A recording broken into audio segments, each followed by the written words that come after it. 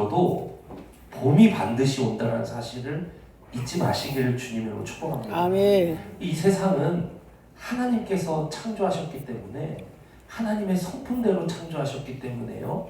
하나님께서는 추운 겨울로만 이 세상을 채우신 게 아니라 하나님께서는 겨울이 지나 꼭 봄이 돌아오도록 생명이 돋아나도록 다시 꽃 피우도록 이 세상을 창조하셨다는 사실을 믿으시기 축복합니다. 아멘. 그래서 우리가 오늘 이 말씀을 듣고 나서 여러분들이 꼭 기억해야 될 하나님의 성품 한 가지가 있습니다.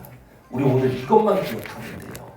그게 뭐냐면은 바로 신실한 하나님입니다. 따라할까요? 신실하신 하나님. 신실하신 하나님. 신실하다는 것은 약속을 잘 지킨다는 거예요. 변함없다는 거예요. 그러니까 이제 저 같은 경우 이제 신실한 남편은 아닌 거죠. 우리 하나님은요, 근데 신실하신 하나님, 신실하신 하나님, 변함없으신 하나님. 그거를 가장 잘 보여주는 말씀이 뭐 성경의 이제 모든 이제 부분인데요. 여러분들에게 이 한 가지 이야기를 좀 들려드리려고 해요. 첫 번째 사진을 한번 띄워봐 주세요. 여러분 구약 성경에 보면은 하나님께서 이 세상을 창조하시고 하나님 나라를 창조를 하시잖아요. 하나님이 왕이시고 하나님의 백성을 창조하시고 하나님이 땅을 창조하시고 그러니까 땅이 있고 백성이 있고 왕이 있고 하나님 나라를 창조하신 거거든요. 그런데 그 하나님의 백성을 아담과 하와를 창조하시면서 이 하나님의 백성을 창조하시고 복을 주시고 막 누리게 하셨는데 창세기 3장에 가서 보면은 이들이 하나님 앞에 반역죄를 짓고 하나님의 땅에서 어떻게 됩니까? 추방당해요. 그래서 인생이 죄의 나라로 들어가게 되고 죄 아래 있게 되고 고통이 찾아오고 뭐 신음이 끊이질 않고 뭐 인생의 관계가 끊어지기 시작하고 자녀들에게 문제가 생기기 시작하고 뭐 질병이 찾아오기 시작하고 일이 노동이 저주를 받고 땅이 막 저주를 받고 막 이런 세상으로 인간이 추방당하게 된 거예요. 여러분 그런데요. 하나님 어떤 하나님이라고 그랬습니까? 제가 신실하신 하나님이 신실하신 거예요. 그래서 그 하나님이 자신의 백성들을 향해서 신실한 하나님의 사랑을 거두지를 않으시는 거예요. 여러분 자기한테 반역을 저지르고 배신을 저질렀으면은 그냥 거기서 끝해도 되잖아요. 야, 너 나한테 내가 너를 창조했는데 네가 나한테 그래? 알았어, 너 끝. 너 그냥 폐기야. 이래도 되잖아요. 너 그냥 폐기야. 그래도 되잖아요. 근데 하나님은요 신실하신 하나님인 거예요. 추방당한 인간을 다시 찾아가요 하나님이. 그래서 하나님께서 어떻게 하시냐면은 다시 자신의 백성들로 다시 새롭게 불러주셔요. 그게 누굽니까? 그게 이스라엘 백성이에요. 창세기 12장에서 출애굽기 24장까지 하나님께서 자신의 백성들을 새롭게 부르십니다. 여러분 그런데요, 이 이야기를 잘 아시죠? 열왕기하 25장에 가서 보면은 이 백성들이 하나님 앞에 신실합니까? 아니면 신실하지 않습니까? 대답을 좀 해보세요. 좀. 신실해요? 신실하지 않아요? 신실해요. 신실하지 않는 거예요. 그래서 또 그 땅에서 어떻게 돼요? 약속의 땅에서 어떻게 됩니까? 추방당해요. 그게 뭐죠? 바벨론 포로기잖아요. 여러분 그런데 보세요. 하나님 얼마나 신실하신가? 이쯤 되면 한번 봐줬잖아요. 이쯤 되면 하나님도 그만해도 되잖아요. 너네는 안 될 인간이구나. 여기서 끝. 진짜 끝. 이래도 되잖아요. 여러분 그런데 하나님 보세요. 다음 말씀 한번 다음 슬라이드 한번 돼요. 그런데 신약에 들어와서 하나님께서 어떻게 하냐? 그 죄의 나라 아래서 끊임없이 죄의 고통 신음 당하고 있는 자들에게 자신의 아들을 보내줘요. 하나님 어떤 하나님이라고요, 여러분? 신실하신 그 자기 아들 보내줘요. 그래서 그 모든 인간의 죄의 짐을 자신의 아들이 대신 짊어지게 하고 아들을 대신 죽여요. 그래서 그 인간을 더러운 죄로부터 어떻게 하시냐? 해방시켜줘요. 놔버리시는 거예요. 그리고 다시 그 죄의 나라 백성인 인간을 다시 예수 그리스도 십자가를 통해서 죄 용서하심을 통해서 다시 누구 나라 백성으로 받아주셔요? 하나님 나라 백성으로 받아주시는 거예요. 여러분 하나님 어떤 하나님이라고요? 신실하신 신실하신 하나님인 거예요. 여러분 그래서 하나님께서 이 신약에 들어와서 보면은 다시 요 앞에 슬라이드랑 보여주세요. 첫 번째 슬라이드. 태초에 하나님의 백성이 아담과 하와였잖아요. 추방당했어요. 다시 자신의 백성을 불러요. 그게 누구라고요?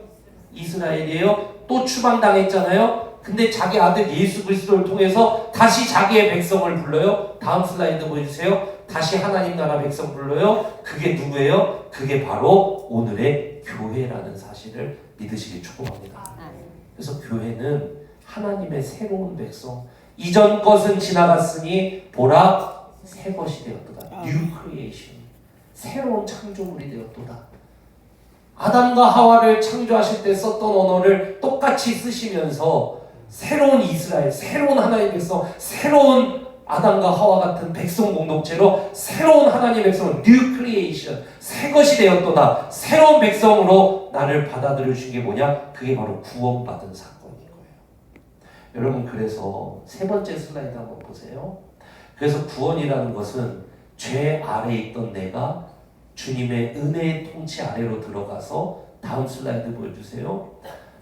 그래서 내가 지금 세상에 살지만 내가 지금 어디에 속해 있는 거예요? 하나님 나라. 하나님 나라에 속해 있는 거예요. 지난 금요일에 여러분 나오신 분들은 이 슬라이드 잘 기억하실 거예요. 여러분 이 개념을 저는 4월에서 5월 아주 지겹도록 말할 겁니다. 그러니까 이제 그만 포기하시고 받아들이세요. 지겹도록 말할 거예요. 제발 그만 좀 하세요. 소용없어요. 5월달까지 2달 동안 지겹게 이 슬라이드를 보게 되실 거예요. 여러분 나는 지금 세상에 살고 있지만 어디에 속해 있다고요? 하나님 나라. 하나님 나라에 속해 있는 하나님 나라 백성이 바로 교회예요.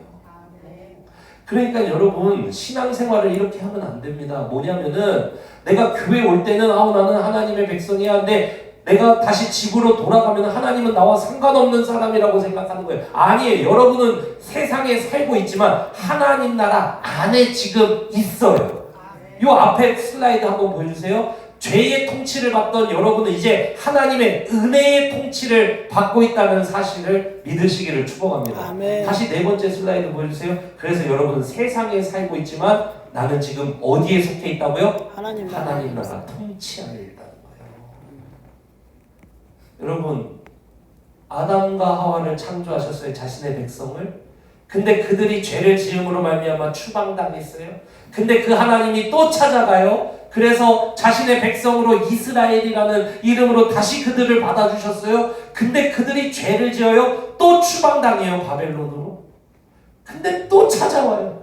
이번엔 자신의 아들을 십자가에 죽이고 몸값으로 지불하고 또 자신의 백성을 찾아와요. 그렇게 해서 내가 지금 뭐가 됐어요? 내가 지금 하나님 나라 백성 교회가 됐다는 사실을 믿으시길 축복합니다. 아멘. 여러분 그러니까요 하나님이 신실하셔요? 아니면은 신실하지 않으셔요? 신실하신. 신실하신 거예요. 따라해 보겠습니다. 신실하신 하나님. 신실하신 하나님. 그 신실하신 하나님이 나의 하나님이신 거예요. 여러분 그러면 4월에서 5월 우리가 기억해야 될 게 뭐냐? 신실하신 하나님은 어김없이 올해도 우리에게 봄을 주신 것처럼 신실하신 하나님은 어김없이 여러분들의 삶을, 여러분의 인생을, 여러분의 가정을, 일터를 꽃 피우신다는 사실을 여러분 잊지 마시기를 주님의 이름으로 축원합니다. 아멘. 오늘 말씀 우리가 읽은 사도행전 19장 1절에서 7절을 보면은 어김없이 아주 죄된 도시 에베소라고 하는 그곳에 신실하신 하나님이 자신의 백성들을 창조하시는 이야기가 나와요. 작년 9월에 이 사도행전 18장까지 제가 강의했습니다. 9월부터 지난달까지 이제 다른 설교를 했었는데요. 오늘부터 이제 28장까지 이제 쭉 이 사도행전을 나머지를 이제 강의를 하려고요. 왜 그러냐면은 우리가 예수 그리스도의 십자가와 부활을 통해서 하나님의 백성이 되었잖아요. 사도행전은 뭐냐? 그 이후의 이야기예요. 성령이 그들에게 임하고 그 백성이 성령과 함께 온 세상을 꽃 피우는 이야기가 나머지 사도행전 전체의 이야기입니다. 전 그래서 이 사도행전을 통해서 저는 우리 사랑하는 프레젠터의 성도님들이 먼저 꽃 피우는 인생 되시기를 주님의 이름으로 축원합니다. 아멘. 그리고 나만 꽃 피우는 거 아니에요. 하나님 나라 맛을 나만 보는 게 아니라 맛 보여줘야 된다 그랬죠. 그래서 가정을 꽃 피우세요. 아멘. 여러분, 그래서 4월에서 5월은 현실을 바꿔버려야 돼요. 현실을 바꿔버려야 된다. 여러분, 신앙생활을 이원화해서 보지 말라 그랬죠. 이원화해서 보면 안 돼요. 하나님 나라는 저기 있는 나라, 내가 죽어서 가는 나라. 그래서 예수 그리스도를 믿는 건 뭐냐? 나에게 천국 티켓이 주어진 거. 그래서 죽으면은 그 티켓 보여주고 여기요, 저 이제 하나님 나라 들어갑니다. 이게 아니라 그랬잖아요. 하나님 나라는 지금 우리의 삶의 현실에 뿌리 내리고 뿌리 박혀 있다 그랬잖아요. 하나님 나라는 지금 여러분이 하나님 나라에 지금 속해 있는 거예요. 아멘. 천국은 가는 게 아니라 사는 거라 그랬잖아요. 여러분, 그러니까 4월에서 5월 현실을 바꿔버리시기를 축복합니다. 아멘. 할 수 있어요. 왜요? 네 번째 슬라이드 다시 보여주세요. 왜요? 여러분이 지금 어디 있으니까? 하나님 나라. 하나님 나라 안에 있잖아. 할 수 있다고요. 그래서 4월에서 5월은 현실을 바꿔버리시길 축복합니다. 아멘. 오늘 마지막으로 이 사도행전 19장 1절에서 7절을 우리가 볼 건데요. 이 19장 1절에서 7절을 보면은 우리가 누구를 만날 수 있냐면, 와, 하나님은 정말 어김없이 꽃 피우시는구나. 오늘 이 19장 1절에서 7절은 에베소라는 도시에 하나님이 꽃 피우시는 장면입니다.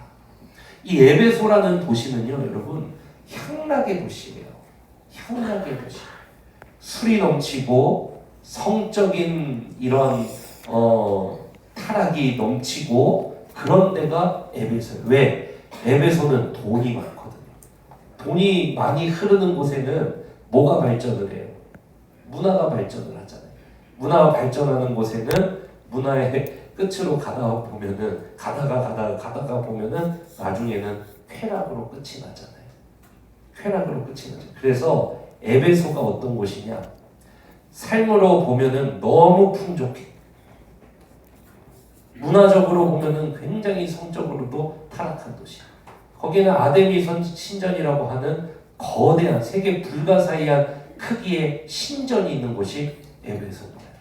그런데 그런 땅에 오늘 하나님이 누구를 태어나게 하시냐? 하나님의 백성을 탄생시켜요. 그러니까 하나님께서는 아까 아담과 하와 이스라엘 교회를 받듯이 하나님께서는 신실하셔서 아무리 죄로 추방당해도 하나님은 자신의 백성들을 신실하게 구원하시고 부르시고 백성 삼으셨다는 것을 여러분 보셨잖아요.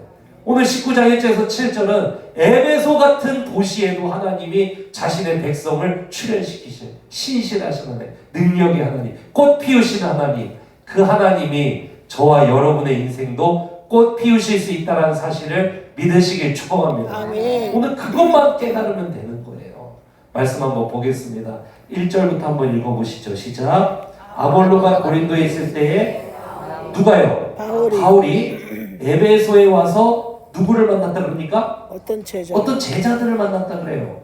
어떤 제자들이라 그러니까 예수님을 믿는 제자들인가 보다 이렇게 생각할 수 있는데 그게 아니에요. 예수 안 믿는 제자들입니다. 그러니까 침례 요한의 제자들인 것 같아요. 침례 요한. 이제 장로교에서 오신 분들은 아마 우리 이제 침례교니까 이제 세례란 말을 쓰고 침례라는 말을 쓰잖아요.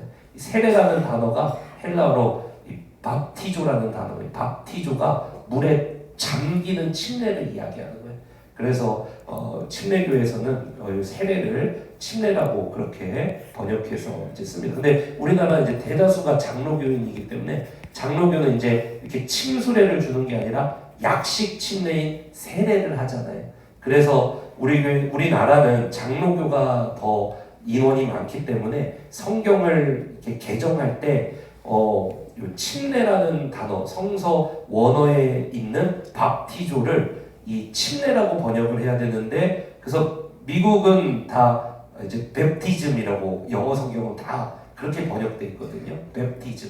그게 이제 밥티즘, 물에 잠기는 걸 이야기하는 거예요. 근데 이제 한국은 장로교가 이제 더 많기 때문에 이제 장로교인들을 위해서 이제 약식 침례인 세례라고 번역을 해놓은 거예요. 그래서 우리 침례교능에서 좀 고집이 있어가지고 읽을 때 그냥 바득바득 그냥 침례를 이렇게 막 읽잖아요. 원래 이제 성서 이제 좀 더 원래 그 의미대로 하려고 이제 그렇게 한 건데, 세례나 침례나 같은 신앙 고백입니다. 그래서 자, 여기 보시면은 어떤 제자들을 만나요. 그런데 그들이 누구냐면은 바로 침례 요한의 제자들이에요. 그들을 만나요. 근데 예수님 믿지 않는 제자들을 만납니다. 그래서 바울이 이렇게 물어봐요. 2절 한번 읽어보세요. 2절 시작. 이르되 너희가 믿을 때 뭐를 받았느냐? 성령을 받았느냐? 이르되 뭐라고 그럽니까? 아니라 우리는 성령이 계심도 듣지 못한다. 예수 그리스도를 믿고 그 증표로 얘는 내 백성이야 하고 하나님께서 그에게 성령이 그들에게 찾아오시죠. 그게 구원받은 성도잖아요. 여러분 안에 성령이 계시잖아요. 아멘. 그게 구원받은 성도의 표징이란 말이에요. 하나님이 여러분과 함께 사시는 거. 그게 성령이 여기 와서 함께 사시는 거거든요. 그런데 이들은 지금 성령이 계심도 뭐라 그래요? 듣지 못했다 그러잖아요. 근데 예수 믿지 않는 자인 거예요. 그러니까 바울이 그러면 너네는 3절 읽어보세요. 바울이 이르되 그러면 너희가 무슨 침례를 받았느냐? 대답하되 요한의 침례냐? 요한의 침례밖에 몰라요. 이러는 거 보니까 아마 침례 요한의 제자들인 것 같아요. 근데 이들이 아직 구원을 못 받았어요. 그래서 4절에 바울이 뭐라 그러냐면, 야, 침례 요한이 예수 그리스도께서 앞으로 그리스도 메시아 구원자가 앞으로 올 것이라고 예비하며 말하지 않았냐? 그 구원자가 왔어. 근데 왜 아직도 안 믿고 있어? 이렇게 이야기를 하는 거예요. 자, 읽어봅시다. 4절 시작. 바울이 이르되 요한이 회개의 침례를 베풀며 백성에게 말하되 내 내 뒤에 오시는 이를 뭐하라? 믿으라. 하였으니 그가 누구라? 예수라. 이렇게 이야기하는 거예요. 그러니까 아직 에베소라는 동네에 도착을 했는데, 타락한 도시에 도착을 했는데, 거기에서 어떤 제자들을 만났는데, 어떤 사람들을 만났는데, 그 사람들은 어떤 사람들이냐? 아직 예수를 믿지 않는 자들인 거예요. 침례 요한의 제자들인데, 그래서 침례 요한이 가리킨 앞으로 구원자가 올 거야 내 뒤에 라고 가리켰던 그 예수를 믿지 않는 자들인 거예요. 그래서 바울이 어떻게 하냐면은, 바울이 침례 요한이 가리킨 내 뒤에 오시는 이를 믿으라 하지 않았냐? 그가 왔어. 그러니까 너희를 위한 구원자가 왔어. 왕이 왔어. 메시아가 왔어. 하나님이 약속하신 구원자가 이 땅에 왔어. 그를 믿어. 예수 그리스도야. 예수님이 너희 구원자야. 너를 죄로부터 구원하고 하나님 나라 백성 되게 하시는 구원자야. 이걸 전했다 이거예요. 이걸 전했다 이겁니다. 그러니까 뭐라 그래요? 5절 한번 읽어봅시다. 5절 시작. 그들이 듣고 주 예수의 이름으로 침례를 받으니, 자, 잘 보십시오. 그들이 뭐 했다 그래요? 듣고 들었어요. 예수님이 그 십자가에 죽은 예수가 우리를 위해 온 구원자였구나. 그걸 들었다 이거예요. 그리고 그가 부활하셔서 나의 주인이 되었구나, 왕이 되었구나. 그거를 들었다 이거예요. 그래서 그분을 영접했어요. 듣고 믿음으로 영접했어요. 그분을 나의 구원자요, 나의 주님으로 영접했습니다. 그러고 나서 뭐를 받냐면 주 예수의 이름으로 뭐를 받아요? 침례를 받았다 이거예요. 침례를 받았다 이거. 우리가 세례 받고 침례 받고 하잖아요. 믿고 난 다음에 내가 예수 그리스도와 함께 죄인이었던 나는 죽었고 예수 그리스도 부활하신 물소리 너무 오래 했다. 부활하신 예수 그리스도와 함께 내가 이 죽음에서 함께 살았습니다. 예수님이 나의 왕이요 주인입니다. 우리 이 고백들이잖아요. 그 침례를 받았다 이거, 이 제자들이. 그리고 나서 그들에게 어떤 변화가 있나 보세요. 자, 우리 6절 한번 읽어봅시다. 6절 시작. 바울이 그들에게 뭐 했다 그럽니까? 안수함에 성령이 그들에게 임하심으로 강원도에. 자, 성령이 그들에게 오는 거예요. 그러니까 이들이 진짜 뭐가 됐다는 거예요? 예수님의 제자, 하나님의 백성, 하나님이 성령 하나님이 오셔서 거하시고 함께하시고 떠나지 아니하시고 붙드시고 회복하시고 끝까지 함께하시는 그 구원을 이들이 받았다는 거예요. 그죠? 하나님 백성이 된 순간입니다. 하나님이 임하셨잖아요. 통치하시려고 여기에 성령이 오셨잖아요. 이들에게 하나님 백성이 된 순간이에요. 그러자 7절 한번 읽어보세요. 읽어봅시다. 시작. 모두 12사람쯤 몇 되니라. 사람이 된대요? 12사람. 12사람. 누가는요, 사도행전을 쓴 누가는 12라는 숫자에 집착을 해요. 왜 그러냐면 사도행전 2장에 가서 보면은 가룟 유다가 죽었잖아요. 가룟 유다가 죽었으니까 제자들의 숫자가 12에서 몇이 돼요? 11이 되죠. 그래서 사도행전 2장에 가서 보면은 그 제자들의 숫자를 하나 더 채우려고 투표를 해서 누구를 뽑죠? 투표가 아니라 제비뽑기에서 누구를 뽑죠? 마띠아를 선출해서 12를 맞추죠. 왜 12를 맞추냐면은 구약성경에 하나님의 백성이 이스라엘이라고 했잖아요. 아담과 하와 이후에 하나님의 백성으로 다시 부른 자들이 이스라엘이라고 했는데 이스라엘이 몇 지파로 돼 있어요? 12지파로 돼 있죠. 신약으로 들어와서 다시 하나님의 백성을 새롭게 창조하시잖아요. 그때 예수님이 누구를 데리고 다니셔요? 12제자를 데리고 다니시죠. 그래서 구약의 하나님의 백성을 가리키는 12지파를 대체하는 새로운 하나님의 백성 공동체 12제자가 돼. 그래서 누가는 한 명이 빠져서 11명이 됐을 때 마띠아를 선출해서 12를 맞춘 이야기를 거기에다가 넣어놓은 거예요. 에베소라고 하는 이 타락한 도시에, 에베소라고 하는 이 소망 없는 도시에, 에베소라고 하는 멸망받아 마땅한 도시에, 에베소라고 하는 짓밟힘 당해야 마땅한 이 도시에, 이 타락한 도시에 지금 하나님의 백성 몇 사람이 탄생을 합니까? 12사람이 탄생을 해요. 하나님이 이 에베소라는 도시에, 이 소망 없는 도시에, 이 희망 없는 도시에, 이 절망 없는 인생에 가득한 그 도시에 12사람이라고 하는 하나님의 새로운 백성을 탄생시키는 것을 보여주는 게 누가는 그래서 12이라는 숫자를 집착해서 기록으로 남겨놓은 거예요. 의미가 있어요. 하나님의 새로운 백성이 에베소에서도 탄생했다. 교회가 세워졌다. 그거를 이야기하는 거예요. 그래서 다음 주 말씀이 뭐냐면은 이 에베소에 있는 이 12명의 사람들과 함께 바울이 에베소를 뒤집어놔요. 바꿔놔요. 근원에서부터 완전히 뒤집어놓는 이야기가 그 뒤의 이야기예요. 다음 주도 빠지면 되겠습니까? 안 되겠습니까? 너무 중요한 말씀이에요. 여러분, 그래서 중요한 게 뭐예요? 하나님은요, 신실하세요. 아담과 하와 자신의 백성으로 불렀는데 죄로 말미암아 추방당했어. 12지파 이스라엘로 또 불러. 근데 죄로 말미암아 또 추방당해. 자신의 아들 예수 그리스도를 보내서 죄값 갚게 하고 또 불러. 그래서 구원하셨어. 에베소 같은 이러한 망해야 되는 도시, 그런데 여기에서도 또 불러. 12명이 새로운 백성 공동체를. 블레싱 센터교회 여기 모이신 여러분, 하나님의 모든 백성들, 하나님이 여러분을 부르신 줄로 믿습니다. 아멘. 또 부르는 거예요.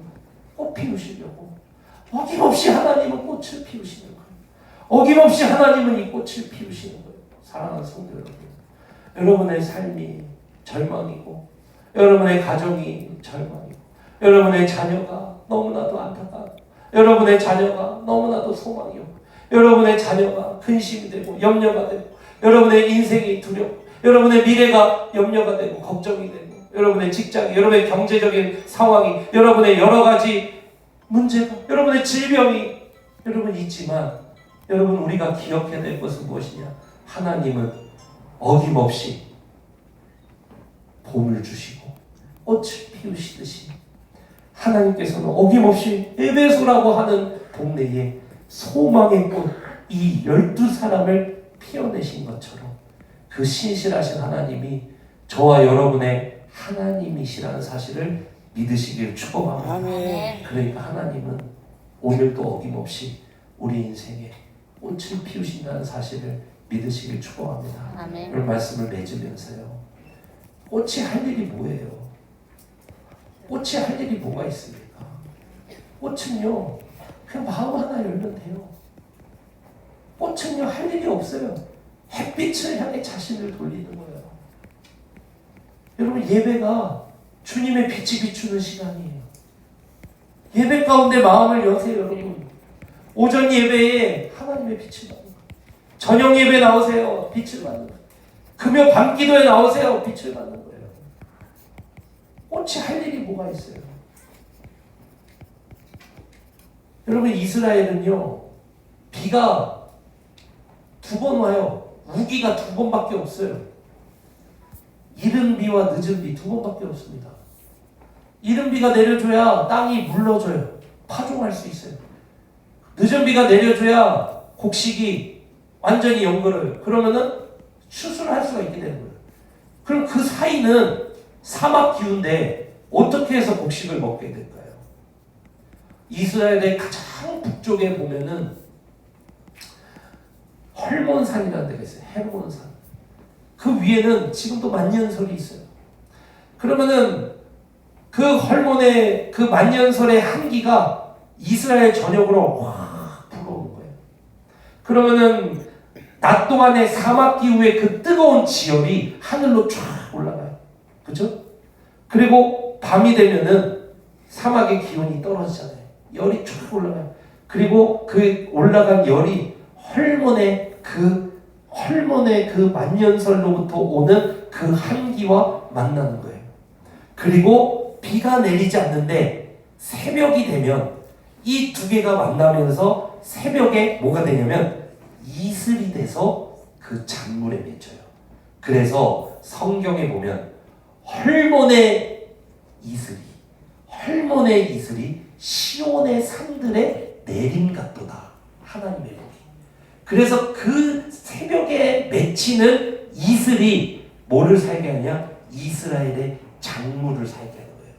그래서 이른 비와 늦은 비의 아주 그 비의 역할이 너무 중요하지만 그것보다 사실은 더 중요한 게 뭐냐면은 바로 헐몬에서부터 불어오는 그 한기가 내려오는 새벽의 이슬이 그 이스라엘의 작물이 자라게 하는데 결정적인 역할을 하는 거예요. 여러분, 사순절 특별 새벽 기도회 그리고 부흥성회 이런 것들은 이른 비와 늦은 비예요. 그거보다 더 중요한 거, 여러분, 우리를 진정 살게 하는 것은 뭐냐? 바로 새벽에 주님이 주시는 헐몬의 이슬이라는 사실을 믿으시기 축복합니다. 아멘. 여러분, 주님을 향해 마음을 열고 예배에 나오세요. 오전 예배에 나오세요. 저녁 예배에 나오세요. 금요 밤 기도에 나오세요. 목청껏 주님 앞에 터지게 여러분 부르짖어 기도하고 찬송 부르고 박수치고 주님의 말씀을 들으세요. 그게 빛을 받는 시간이에요. 여러분, 새벽을 깨우세요. 새벽을 깨우세요. 헐몬의 이슬을 맞으세요. 여러분, 꽃이 할 일은 그거밖에 없는 거예요. 자신을 빛을 향해 여는 것, 그리고 주님이 내리시는 이슬을 맞는 것. 그러면 나도 모르는 새 여러분, 이 꽃은 만발하게 될 줄로 믿습니다. 아멘. 이 4월에서 5월 하나님 나라 백성인 우리 사랑하는 모든 프레젠터교회 성도들이 가정과 일터 그리고 교회 위에 근원적인 변화가 일어나게 되시기를 주님의 이름으로 축원합니다. 아멘. 하나님은 어김없이 꽃을 피우십니다. 다 함께 자리에 세워갑니다. 혹시